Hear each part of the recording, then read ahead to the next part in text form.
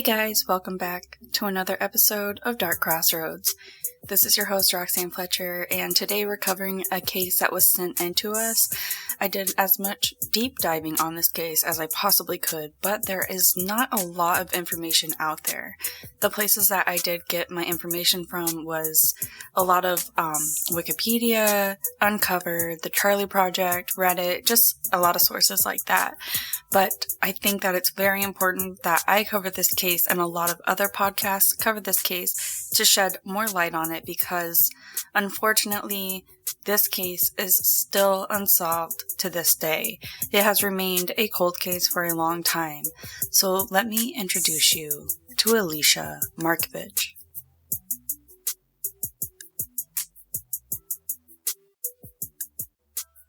Alicia Markovich has been described as a very spunky, extremely funny, smart, normal teenager. She loved to read Agatha Christie books. She had a boyfriend and a lot of friends that absolutely adored her. Alicia was liked by everyone and was even known for sticking up for kids that were being bullied.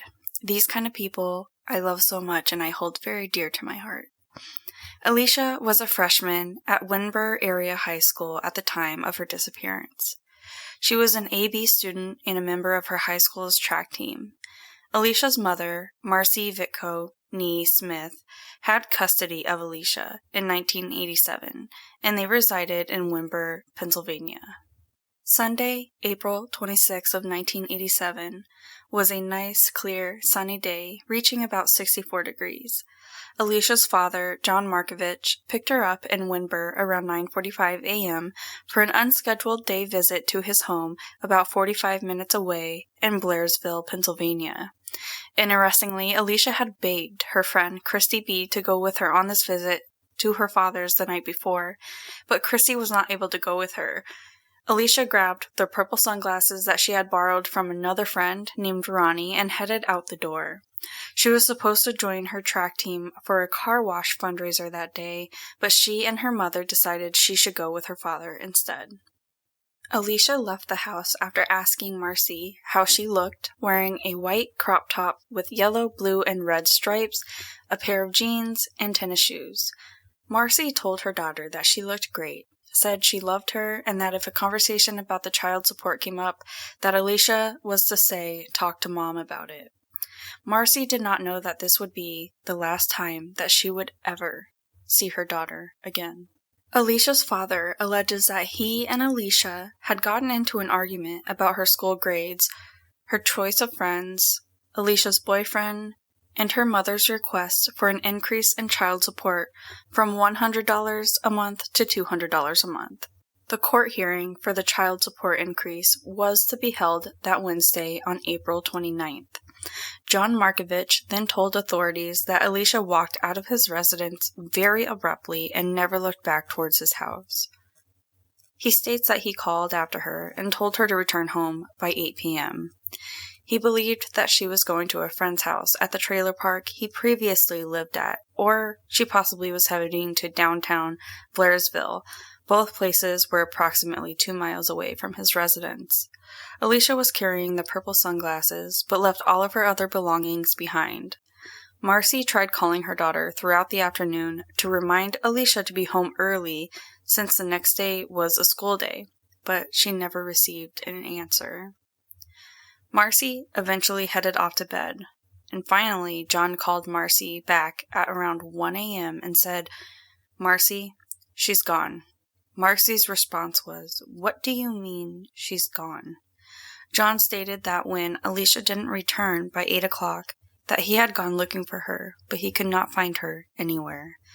Alicia's friend, who is referred to as CG, lived at the trailer park and said that he had never got a call or a knock on the door that day from John looking for Alicia. Alicia was reported missing the very next day. 1 year and 9 days later, on a Thursday, May 5th of 1988, John Markovich's 1987 red Subaru was found in the neighboring town of Salzburg in Loyalhanna Township. John alleges that the vehicle had been stolen from his residence between 1 o'clock a.m. and 6:50 a.m. It was found completely destroyed by fire along Route 939, Tunnelton Road. Alicia was originally classified as a runaway, but her mother stated that she had no history of running away. She wasn't streetwise, and she couldn't have survived on her own. Her friends also don't believe that she would have run away. In 1990, state police recategorized her disappearance as a missing, suspected homicide. Police eventually concluded Alicia had probably been a victim of foul play, most likely on the same day that she was last seen. No one has been ruled out as a suspect in Alicia's disappearance. Alicia's mother, Marcy, also believes her daughter was deliberately murdered and that the last person who saw her knows what happened to her. In October of 2000, Alicia's father received an unsigned 2-page typewritten letter via the U.S. mail that gave a narrative about how Alicia was murdered and the place that she was buried. This is an excerpt from the letter that the PSP had released. What gave me the idea to contact you was when I saw, by chance, an old missing persons flyer posted on the side of a mailbox in Philadelphia about 3 weeks ago. The second time I saw it, it was like everything faded to gray. Nothing seemed real for a long time. I thought that it had all been forever buried. I had spent the last 13 years erasing and boarding up the name Alicia Markovich in my mind, and by seeing that poster, it opened up the floodgates, so to say, to a limitless sea of remorse, guilt, anxiety, inner sadness, and depression. The letter then goes on to detail how Alicia had died and instructed John to dig her remains along the Conemaugh, I'm so sorry if I'm mispronouncing this, river near a bridge on Route 220 outside of Blairsville along the Indiana-Westmoreland county line. The letter was postmarked Bedford, New Hampshire, and had a return address from that city. When police went to the address, the people living there said they had never sent a letter and had no idea who did and had no knowledge of Alicia's disappearance and had never been to Blairsville. Investigators also searched the cadaver dogs at the location named in the letter for Alicia's remains, but found nothing of interest. Authorities subsequently decided that the letter was a hoax. Its true author has never been identified.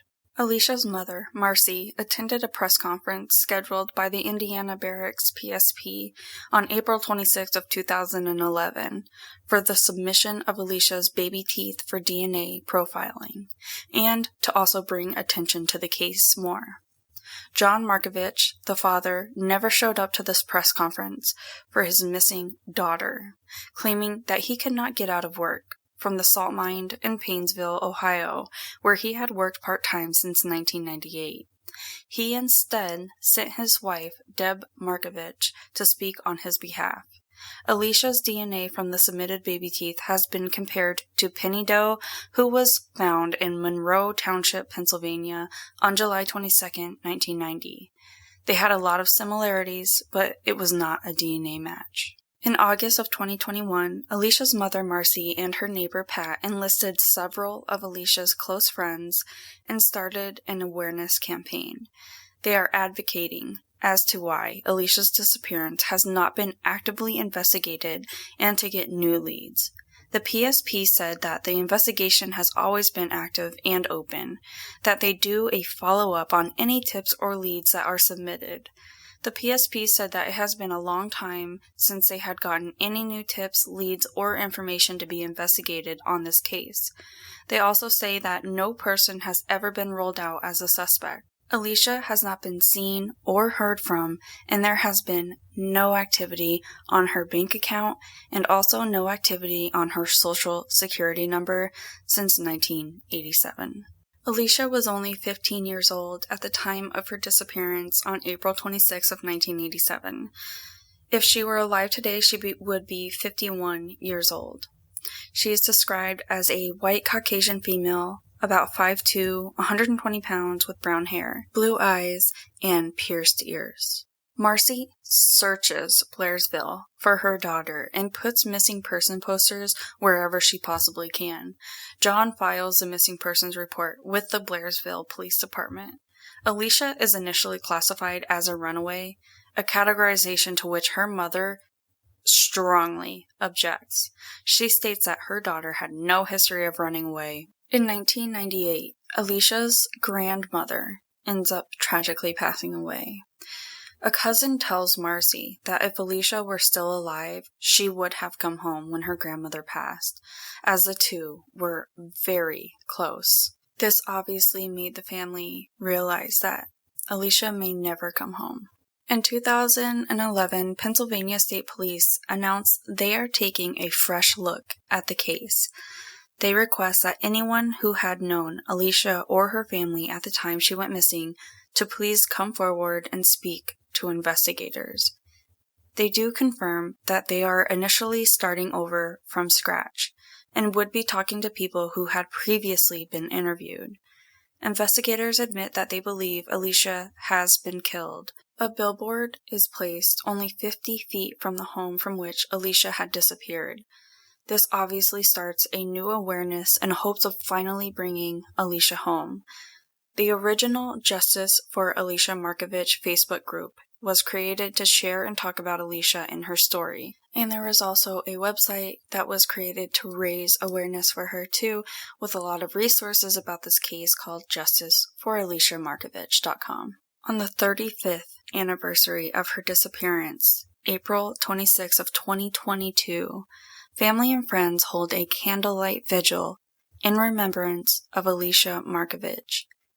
Speakers included then high school principal Mr. Palumbo, childhood friend Lori Heiner, and the case advocate Leah Altimus. A $5,000 reward is eventually offered for any information regarding Alicia's disappearance. Anybody with any information about this case is being asked to please contact Troop A, Indiana Station at 724-357-1976 or anonymously contact the Pennsylvania Crime Stoppers toll-free at 1-800-4-PA-TIPS or online at www.p3tips.com/tipform.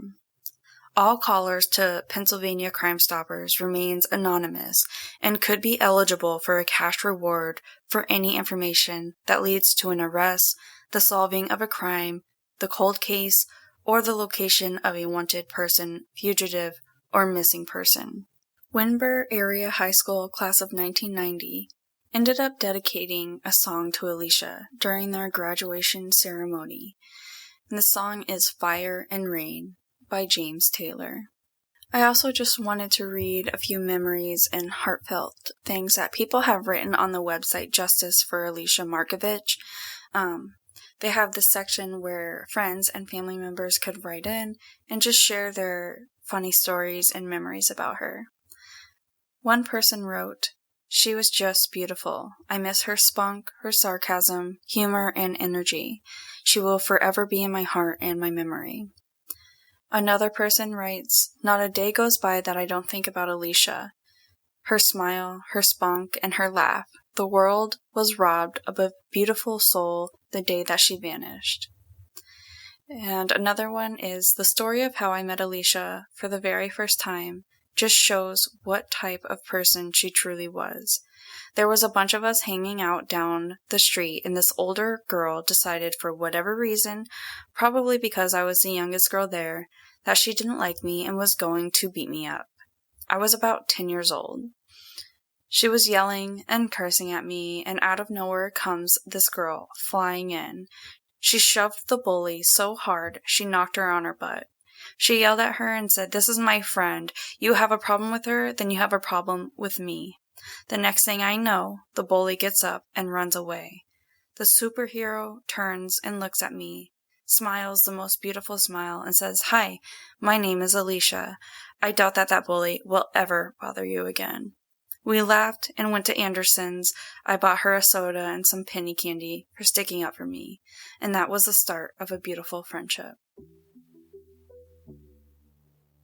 Alright guys, so thanks for hanging out again today. Thank you for listening and shedding more light on this unsolved cold case. I know it's really hard to listen for some people because there is no answer, but the more we shed light on this and get it out there, hopefully we get closer to somewhat of an answer and helping the family get the answer to the questions that they still have to this day. If you have any information regarding this case, know any little detail, it is very much encouraged to reach out to any of the resources that I listed. But with that said, don't forget to find us on any social media. You can check out our website and you can subscribe for bonus content. If you have listened to all the episodes and you want to hear more or hear updates, get bonus episodes, random stuff that I post, or promo codes, join the subscriber group. It's a community that's growing and I'm loving it and I'm loving hearing from everybody. And if you have a case that you want to send in too, just like this one, email it to us at darkcrossroadspodcast@gmail.com. With that said, don't forget to be weird, stay different, and don't trust anyone.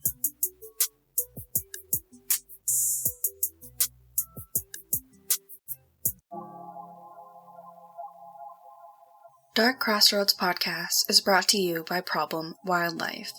Problem Wildlife serves all of Western Massachusetts and has been humanely protecting your house and your family from unwanted pests for over 20 years. Take back your space with an animal control service that you can trust. They are family-owned, fully licensed, and are knowledgeable and dependable.